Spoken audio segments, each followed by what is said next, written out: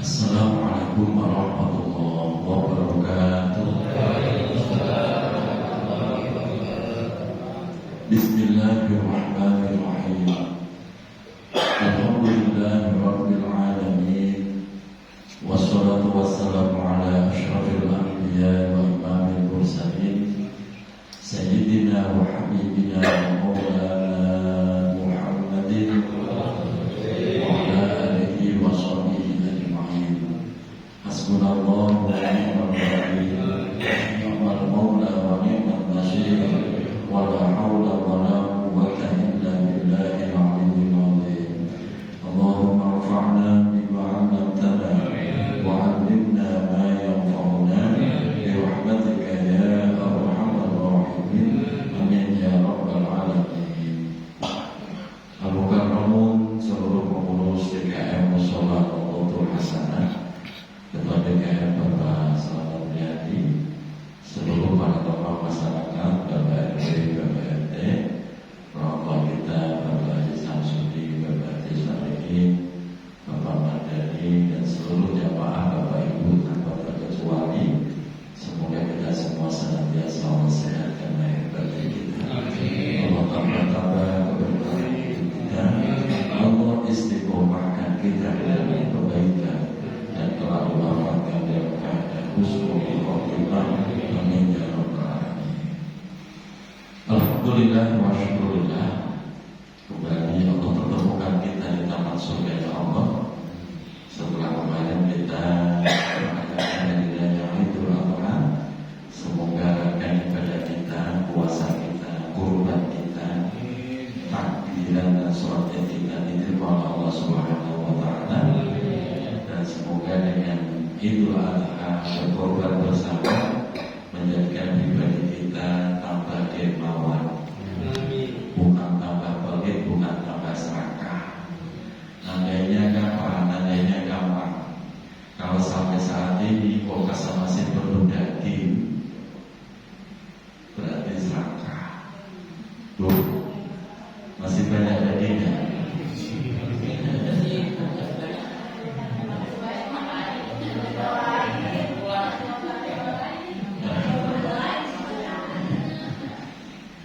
Daging kurban itu keberkahannya sampai 4 hari. Idul Adha hanya muntasyir. Lewat dari situ halal cuma nggak berkah. Karena spirit berkorban itu spirit berbagi, bukan spirit menimbun daging. Jadi kelihatannya udah kebanyakan, udah bagi-bagi lagi ke orang yang lebih membutuhkan. Jangan ditimbun sampai sebulan, 2 bulan. Ya, ada yang begitu kan? Emang dia tahu begitu. Nah, kalau bisa udah selesaiin gitu. Biar hati kita tuh plong gitu. Baik, Bapak Ibu yang dirahmati Allah, kembali kita melanjutkan kajian kita Wasiat Mustafa, masih dalam bab tentang warok. Warok itu adalah kemampuan seorang hamba menjaga dirinya, tidak hanya dari yang haram, tapi juga dari yang dimakruhkan, yang dibenci oleh Allah dan Rasulullah. Berikutnya, Bismillahirrahmanirrahim. Ya Aliyu, wahai Ali. Nasihat Rasulullah berikutnya kepada Sayyidina Ali dan kita semuanya. Man lam yakun wara'an 'anil ma'asi fa badrul ardi khairul lahu min dzurriyyah. Man, siapa saja, mau laki mau perempuan, lam yakun wara'an, lam yakun yang mana orang tersebut tidak bisa bersikap warok. Lam yakun wara'an, tidak bisa bersikap warok. Warok tadi menjaga diri, anil ma'asi, dari perbuatan maksiat. Jadi dia gemar sekali berbuat maksiat. Sudah tahu maksiat malah dimarahi. Memang gemar. Tidak punya sikap warok sedikit pun. Orang seperti itu kata Rasulullah, fabatul ardi khairul lahu, maka perut bumi lebih baik bagi orang tersebut min doriha, daripada luar bumi. Artinya apa? Orang itu lebih baik mati. Jadi perut bumi itu lebih baik bagi orang seperti itu daripada dia hidup di luar bumi, di dataran bumi. Kenapa? Karena tiap hari dia kerjaannya bikin maksiat terus. Maka manusia itu Bapak Ibu terbagi 3 kelompok. Kelompok yang pertama adalah kelompok yang paling beruntung. Siapa yang paling beruntung? Mantola umruhu wa hasuna amaluhu, yaitu orang yang panjang umurnya dan bagus amalnya. Itulah orang yang paling beruntung. Dikasih umur panjang, dari 70 itu berarti panjang. Pak Jisam itu berapa? 76. Oh, alhamdulillah termasuk panjang umur beliau. Dan doain saya kasih. Itu orang paling beruntung. Lalu berikutnya orang yang selamat. Siapa orang yang selamat? Yaitu orang yang qasura umruhu wa hasuna amaluhu, yaitu orang yang pendek umurnya tapi bagus amalnya. Selamat Pak. Umurnya pendek 30, 40 mati, tapi bagus amalnya, termasuk orang yang selamat.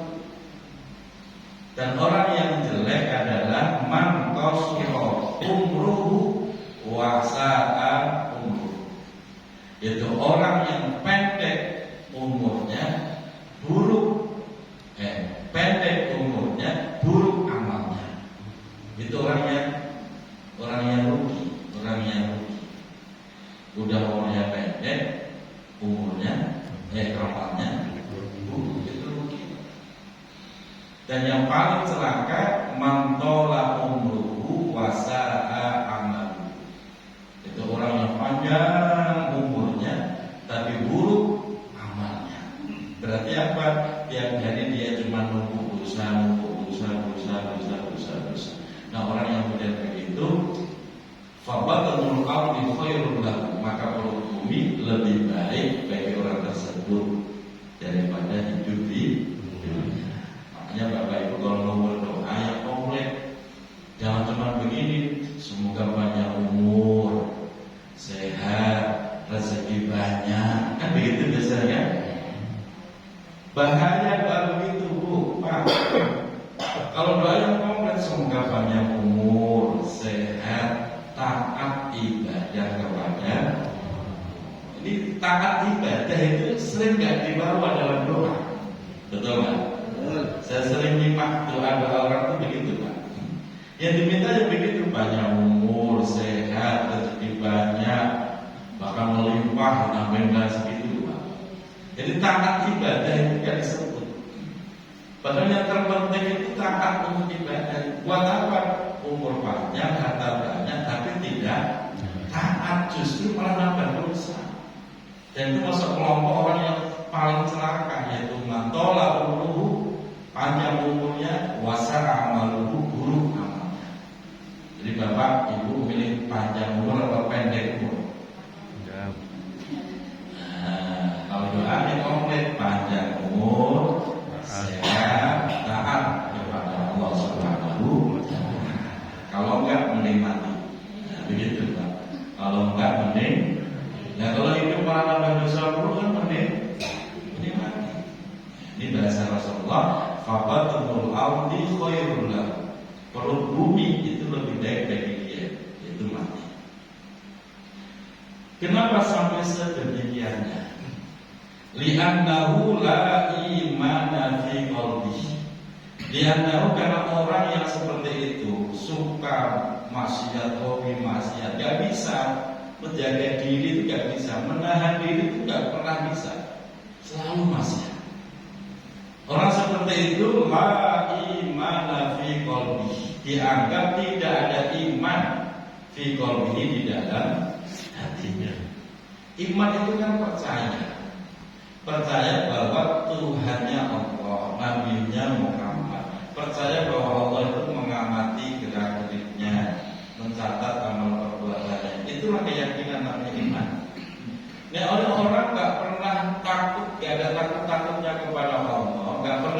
mikir nanti dosa apa enggak, kan berarti seakan-akan nggak punya iman. Nah orang seperti itu biasanya malah bikin rusuh dulu Pak, bikin rusuh hidupnya. Makanya mati lebih baik bagi orang tersebut. Bikin rusuh, sama tetangga rusuh, sama keluarga rusuh, macam-macam hobinya begitu. Nah, kita berdoa semoga kita, anak cucu kita terus dalam kesolehan taat kepada Allah Subhanahu wa taala. Berikutnya, ya Ali, wahai Ali, aslul wara'i tarkul haram wa ma harrama. Ya Ali, wahai Ali, aslul wara', dasar dari sikap wara'. Wara' tadi menjaga diri. Dasar dari sikap wara' adalah tarkul haram, meninggalkan yang haram. Wa ma harrama, dan apa saja yang telah diharamkan oleh Allah. Jadi asal Bapak bisa meninggalkan keharaman itu ada sebuah kebaikan. Makanya di dalam kajian tasawuf, orang tidur itu ibadah. Orang tidur itu ibadah. Karena kita tahu kalau suami kita melek, malah jadinya rusuh. Ada nggak suami kalau melek malah ngajak berantem? Ada nggak? Mending tidur ya. Jadi tidurnya itu ibadah. Kita tahu kalau dia melek malah ngajak kemana-mana. Nah, mending tidur. Jadi tidur itu apa? Tidur itu tidak sekedar tidur, tapi tarkul haram. Hakikat dia tidur berarti meninggalkan keharaman. Makanya suami kalau tidur saja biarin aja, Bu. Berarti dia sedang meninggalkan keharaman. Begitu cara memahaminya. Nah kalau mulai malah bahaya mending tidur. Kecuali kita tahu persis dia orang yang baik, orang yang saleh. Meleknya yang manfaat, tidurnya juga manfaat. Tapi kalau orang itu nggak baik, melek bikin rusuh, tidur juga ngeselin gitu loh. Melek ngeselin, tidur. Ada kan model begitu? Orang sono sini makan. Jadi intinya itu Pak. Makanya Bapak Ibu kalau tidur niatkan apa? Niat meninggalkan keharaman. Sehingga Bapak tidur dihitung sebagai ibadah. Gitu Pak. Selama ini kalau tidur diniatkan kan? Enggak ya. Tidur aja. Tidur Pak. Saya kalau habis tidur. Coba kalau mulai ngapain kan? Siang-siang begitu dan memang saya harus tidur. Saya niatkan. Saya tidur. Niatnya meninggalkan keharaman. Kalau mulai megang HP mulu, nonton YouTube mulu, ya kalau yang baik. Kalau enggak, kalau mulai malah ngerumpi mulu, ngomongin orang mulu, yang mending di. Karena inti dari sikap orang itu meninggalkan keharaman. Itu bercakap banget. Makanya saya tuh senang kalau lihat jamaah pada ngumpul, kopi bareng, rokok bareng, itu senang saya. Kenapa? Itu sudah meninggalkan keharaman. Jadi saya melihatnya bukan karena orang nggak bisa memanfaatkan waktu, enggak. Saya justru melihatnya, berarti dia sedang meninggalkan keharaman. Mungkin kalau di rumah berantem sama istrinya main kopi aja di sini, nah gitu Pak. Jadi yang kopi terus di kopi. Niatnya meninggalkan keharaman. Warasul karom, dan puncak kemuliaan dalam sebuah ibadah. Puncak kemuliaan adalah fi tarkil ma'asi, yaitu meninggalkan kemaksiatan. Itu puncak kemuliaan. Bapak gak usah tahajud, Bapak umpamanya gak usah sholat duha, gak apa-apa. Yang penting Bapak jangan gosip, jangan bohong, jangan nipu orang, meninggalkan kemaksiatan. Udah keren banget Pak. Daripada Bapak rajin tahajud tapi masih suka bohong, rajin duha tapi masih suka menipu orang dan seterusnya, itu malah gak ada artinya. Jadi puncak kemuliaan itu kemampuan seorang hamba meninggalkan kemaksiatan, walaupun dengan cara tidur, ya, walaupun dengan cara mancing, ya. Ada yang lebih mancing silakan, tapi jangan mancing kayak orang Solo, dia mancing malah nyari dosa, memancingnya judi.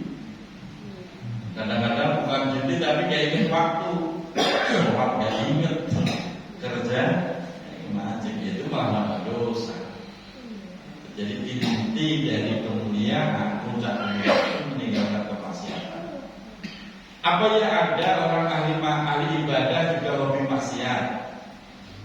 Ada nggak? Kelihatannya rajin, ngaji rajin, sholat berjamaah rajin, tapi ternyata satu sisi dia maksiat mulu.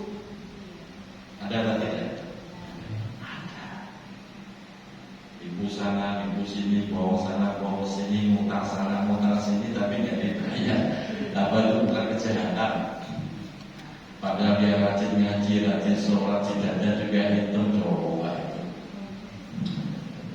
Jadi puncak kemuliaan itu tak perlu masuk. Biarin bapak nggak tahajud, nggak tukang, nggak baca Quran, nggak usah ngapalin Quran.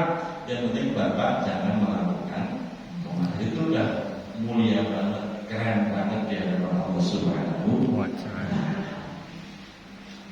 Begitu. Ibu ngaji seminggu berapa kali? Ada yang 3 kali, ada yang 5 kali, bahkan ada yang 7 hari ngaji terus ya. Tapi kalau satu sisi masih masyarakat itu saya. Jadi intinya adalah meninggalkan kemaksiatan. Ini kajiannya tasawuf. Kalau fikih dan sudut pandangnya beda. Kalau tasawuf lebih kepada sikap kemampuan diri meninggalkan kemaksiatan. Selanjutnya, ya Ali, wahai Ali, inna rajula, sesungguhnya seseorang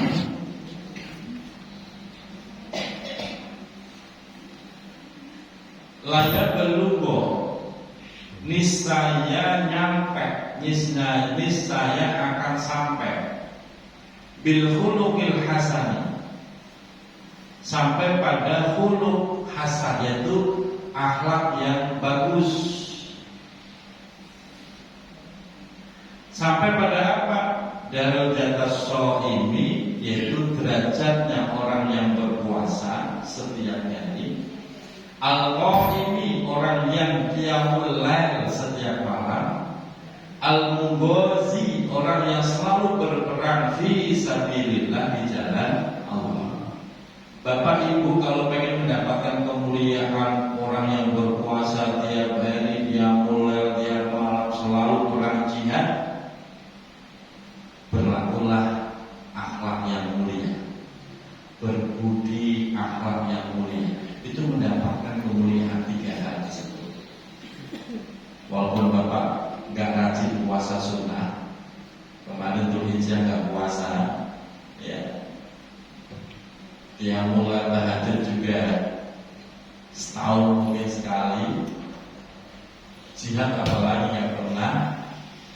Tapi asal kita bisa berakhlak mulia,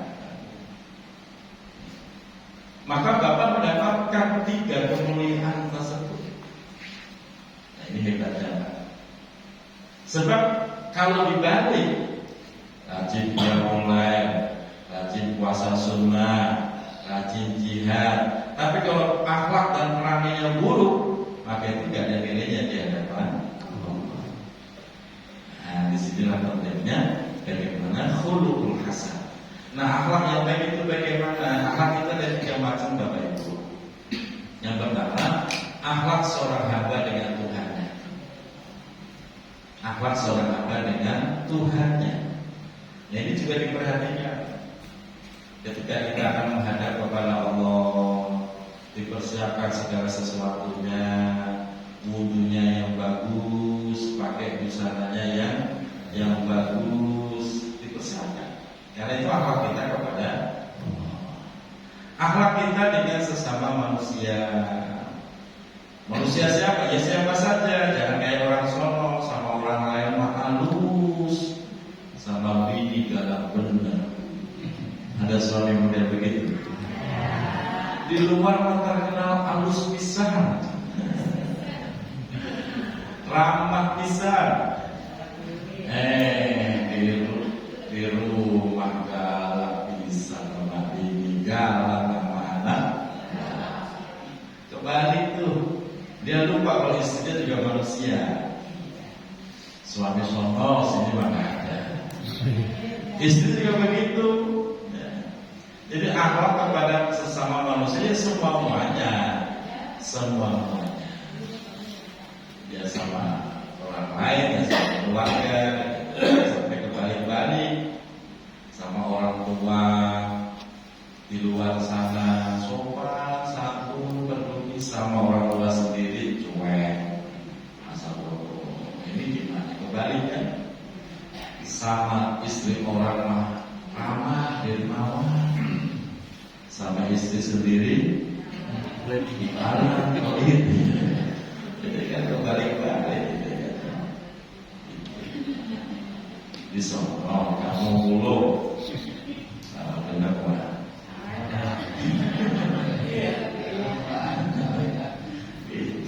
Kebalik-balik saya kemana? Saya itu kedatangan tamu, ibu-ibu, anak 3.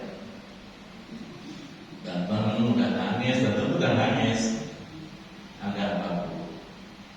Kok saya mau nanya aku, ya sekarang boleh nggak istri kabur meninggalkan suami? Begitu kan?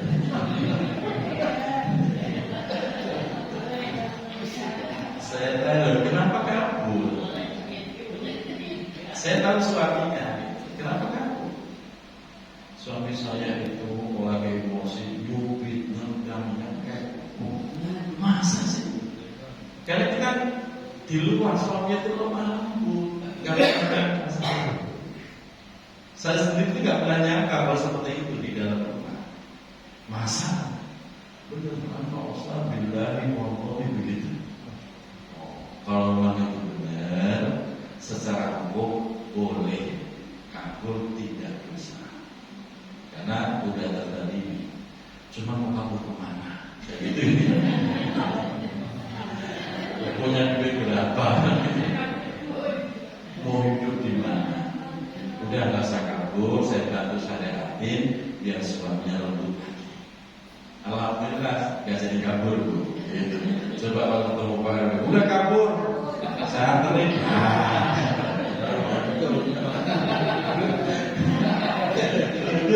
Itu sebuah fakta Pak.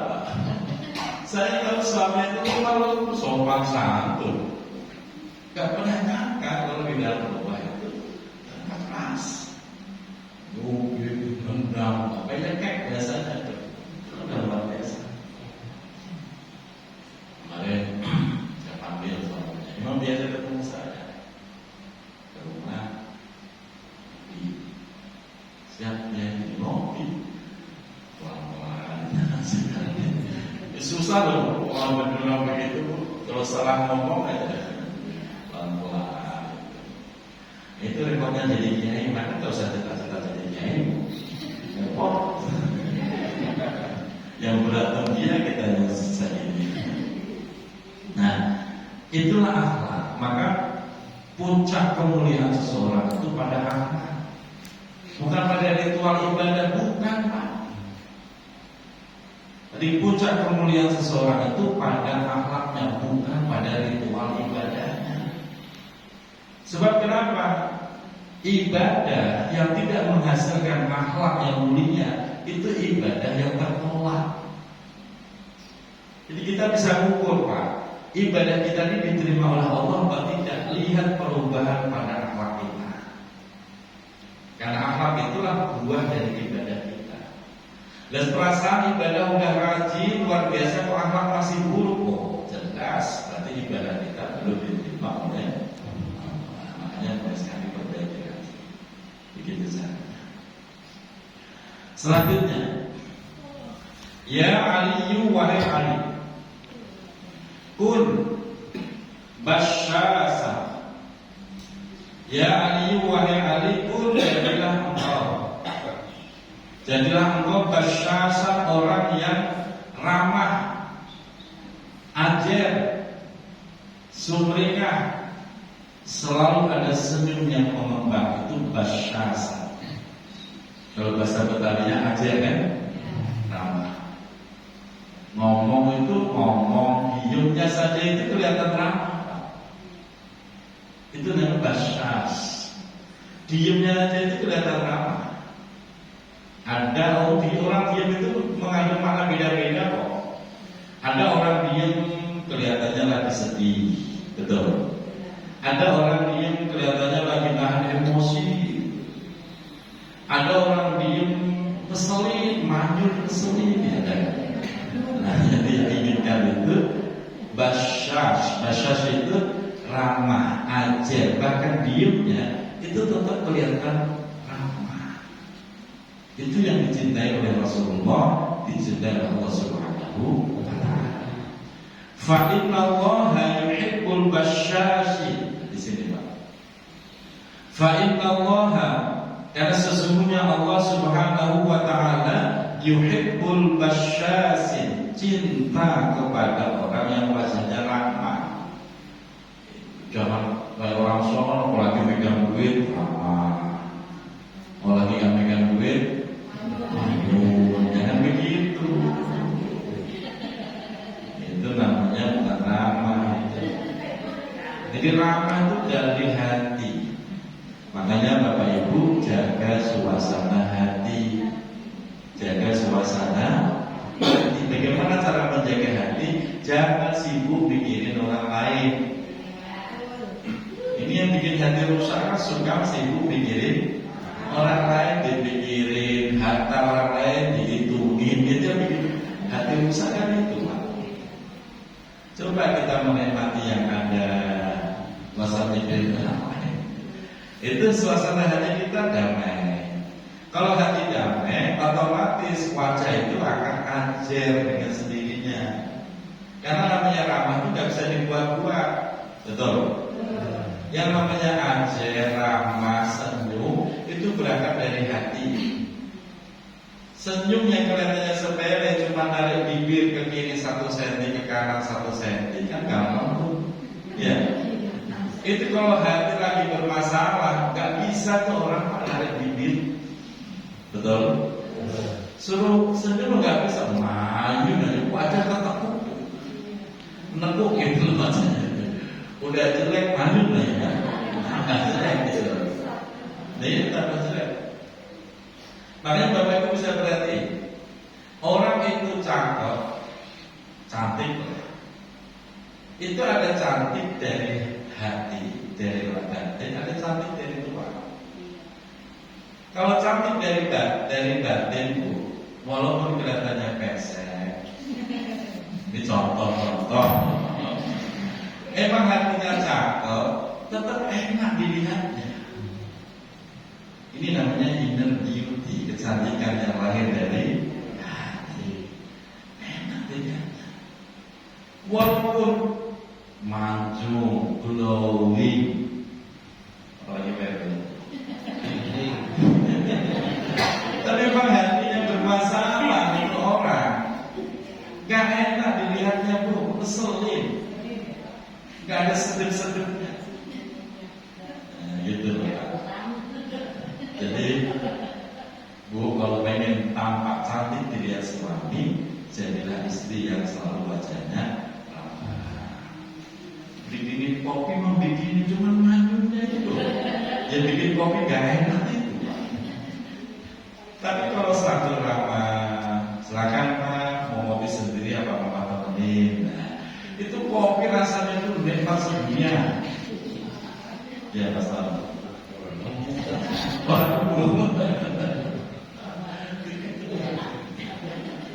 Ramah itu susah, makanya ini urusan hati.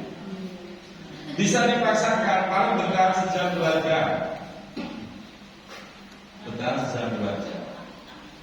Saya kedatangan anak gadis usia 27, orang Maharaja. Diantar sama ibunya. Ustaz, saya meminta amalan yang bisa membuat hati saya senang. Kenapa begitu? Jadi saya merasa capek, kalau sampai rumah capek, terus akhirnya emosi mulu. Kerjanya apa? Kerjanya sebagai resepsionis sebuah hotel. Bukannya resepsionis itu wajahnya harus sumringah terus, ramah terus. Nah itu dia Pak Ustaz. Saya kerja meramah tapi saya paksakan. Begitu sampai rumah tinggal emosinya. Marah dulu kerjanya. Oh begitu. Itu contoh ramah yang dipaksakan. Resepsionis itu kan ramah semua. Teror-teror di bank yang cantik-cantik itu Pak Erwin ramah semua. Wangi semua. Coba kalau di rumah masih ramah nggak? Masih wangi nggak? Belum tentu. Diganti aja di rumah. Kenapa yang model begitu tuh lahir bukan dari hati. Coba kalau kecantikan itu dari hati, masya Allah. Nggak usah pakai skincare bu, tetap ibu kelihatan good looking, enak dipandang. Udah jelek, hatinya rusak, manyun bu. Kayak ngojok lah. Dari jauh kesel ini dari itu pengen ngojok. Nah, ini namanya fasyas. Nah, Allah cinta dengan orang yang fasyas, yang wajahnya ramah. Waya begudul abusa. Waya begudu dan Allah benci al-abusa kepada orang yang abus. Abus itu apa? Masam. Rasulullah pernah sekali-kalinya masam. Langsung ditegur oleh Allah, turunlah surat Abasa wa tawalla an ja'ahul a'ma, seterusnya. Surah Abasa. Itu artinya Abasa itu masam. Rasulullah pernah sekali-kalinya masam karena Rasulullah lagi diskusi serius dengan pembesar Quraisy, dengan harapan dengan diskusi itu Quraisy itu bisa tersentuh hatinya masuk Islam. Tiba-tiba datang orang buta, nyeletuk, nyelonong, nyelak pembicaraan Rasulullah. Sisi kemanusiaan Rasulullah langsung bacanya masam. Melihat orang itu langsung ditegur oleh Allah. Abasa wa tawalla an ja'ahul a'ma. Makanya semenjak itu Rasulullah nggak pernah masam lagi. Nah kita umatnya walaupun nggak sehebat Rasulullah, ya namanya umat yang ngikutin nabinya, berusaha untuk selalu ramah, jangan masam. Ini wajah masam. Dilihatnya tuh nggak ada enak-enaknya, asam mulu dilihatnya tuh. Asam mulu. Coba kalau ramah enak, kalau tidur ramah tambah enak. Udah bangun tidur masam, udah kusut, nggak ada enak-enak. Coba kalau bapak ramah itu kan, walaupun hitam, pendek, pesek, tapi ramah enak. Enak dilihatnya tetap Pak, percaya deh. Iya, yang penting ramah. Karena itu, kalau Allah dan Rasul sudah mencintai, maka makhluk yang lain ikut mencintai. Rumusnya begitu Pak. Sebaliknya kalau Allah, Rasul dan Rasulnya membenci, seluruh makhluk itu membenci. Nah, ini ternyata urusan mesem, urusan ramah itu jadi pembahasan serius dalam agama. Maka semakin bagus keislaman seseorang, semakin bagus dia menghargai orang lain. Menghargai orang itu minimal menunjukkan wajah ramah. Apalagi kalau ada pengamen datang ke rumah kita, Bapak masih duit, cuma wajah Bapak itu masam. Itu pengamen juga tersiksa batinnya. Mending Bapak gak usah ngasih, tapi wajahnya enak. Mohon maaf mas, saya lagi gak ada. Itu pengamen mau bobo Pak. Ngasih tapi mahal. Itu gitu sih Pak. Al-Kariyah mudah masam al-kariha karihal wajhi. Apa yang karihal wajhi? Ngeselin. Karih itu ngeselin, wajah yang ngeselin. Seperti apa contohnya berada? Ibu bisa kan saya lihat yang ini wajahnya ngeselin ini ya. Kan ada orang-orang begitu. Itu jangan. Makanya kita sudah mulai ngaji, kita berusaha untuk memperbaiki akhlak kita, minimal ramah. Bapak kemana-mana, ketemu nggak ketemu, kenal nggak kenal, ya pasang wajah ramah. Minimal permisi atau klakson, minimal wajah ramah. Kadang-kadang kan merasa nggak kenal, terus kita manyun sambil melotot, ya berantem di jalan. Benar. Dan ramah itu Pak dalam kitab yang lain, orang yang wajahnya ramah, sebutan itu wajhun toliko. Kalau dalam bahasa hadisnya wajhun toliko, wajah yang aceh. Itu merupakan tanda-tanda bahwa ia ahli surga. Ahli surga. Jadi Bapak gampang nandainya. Di dunia ini siapa sih ahli surga? Tandanya salah satunya itu wajhun toliko. Dia punya wajah yang aceh, ramah, pemaaf, gampangan. Yang kedua, orang yang wajahnya ramah justru itu menjadi jalbur rezeki. Apa artinya? Menarik rezeki.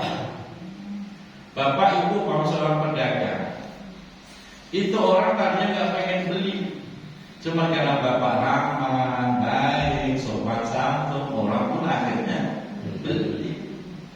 Bapak ibu seorang maklar, maklar itu kan modalnya ramah. Ramah yang ramah benar-benar hati, ya insya Allah ya sukses itu Pak. Maklar kok manyun, galak, ya nggak jadi nanti Pak. Jadi itu jalur rezeki. Ya Aliyu, wahai Ali, Rasul ibadah, pemimpin daripada ibadah semuanya adalah as-sultu, diam. Illa min dzikrillah, kecuali zikir kepada Allah. Baca Quran cakep, ngasih pelajaran mauidhah tausiah bagus. Tapi puncak daripada ibadah itu as-sultu, diam. Intinya itu diam. Karena dengan diam kita selamat dari semua kesalahan. Makanya bahasa hadis falyaqul khairan aw liyasmut. Ngomong yang baik, kalau nggak bisa diam. Kalau ngomong yang baik, kalau nggak bisa diam. Nah, diamnya pun harus baik. Diam yang baik itu yang bagaimana? Yaitu diam yang membuat orang itu juga senang. Jangan kok diam tapi ngeselin. Jangan kok diam tapi malah jadi rusak suasana. Jangan. Makanya disinilah as-sumtu, diam itu menjadi puncak daripada kemuliaan. Nah, semoga pelan-pelan dengan menjaga suasana hati, ya tadi Pak, banyak zikir Pak. Zikir yang paling bagus untuk menjaga hati Pak Bu adalah zikir sirri. Zikir kan ada dua, ada jahar, ada sirri, ada jali, ada khafi. Zikir jahar, zikir yang diucapkan kedengaran suara. Zikir sirri, zikir dalam hati. Itu yang paling bagus. Sebab kenapa? Teorinya kalau hati sudah bisa zikir, biasanya lidah juga bisa zikir. Anggota tubuh gampang zikir. Tapi kalau mulutnya yang zikir, belum tentu hatinya zikir. Makanya untuk melatih hati zikir. Kalau suasana hati diajak zikir, suasana hati itu akan terjaga, tetap damai. Apapun masalahnya damai. Kalau hati damai, wajah kita ikut kelihatan damai. Nah ini orang itu nggak bisa berdamai. Jangankan dengan orang lain, pada diri sendiri aja nggak bisa damai. Contoh orang yang nggak bisa damai dengan dirinya sendiri, baru bangun tidur udah berundel, udah berutu, udah marah, udah ngomel. Cuma gara-gara lihat tumpukan piring cucian belum selesai, gara-gara lihat tumpukan baju kotor. Ada kan begitu, Bu? Itu namanya tidak bisa berdamai dengan diri sendiri. Padahal kan pemandangan seperti itu kan udah biasa tiap pagi begitu. Kok masih brundel lagi, ngomel lagi, ngapain? Udahlah berdamai dengan diri sendiri, berdamai dengan keadaan. Emang suamiku memang begini, anakku memang begini, ya sudah. Kalau kita bisa berdamai dengan keadaan seperti itu, ibu sehat, lahir batin, nyaman, tetap kelihatan cantik walaupun nggak pakai skincare. Jelas loh. Itu penting loh Pak. Belajar berdamai dengan diri sendiri dan lingkungan itu susah. Karena seringkali itu keadaan keluarga, keadaan lingkungan kadang-kadang nggak sesuai harapan. Tapi kalau kita udah siap berdamai, apapun yang terjadi kita tetap damai Pak. Apalagi ngadepin santri itu luar biasa Pak. Udah dibilangin santri siapin hafalannya, besok subuh disodorin. Siapa? Kalau belum hafal, disuruh hafal malah ngantuk. Jadi udah gak apa-apa. Kita pengennya pagi-pagi udah pesen, besok punya pagi-pagi sarapan nasi goreng kan punya nasi goreng daging kambing, ya enak ya. Ternyata gak masak. Apa kita perlu ngomel? Gak usah, kita udah siap mental, selalu bisa berdamai dengan keadaan. Sehat lahir batin dan wajah kita tetap sempurna. Dan itu dicintai oleh Allah Subhanahu wa Ta'ala. Semoga Allah sehatkan dari kita. Assalamualaikum warahmatullahi wabarakatuh.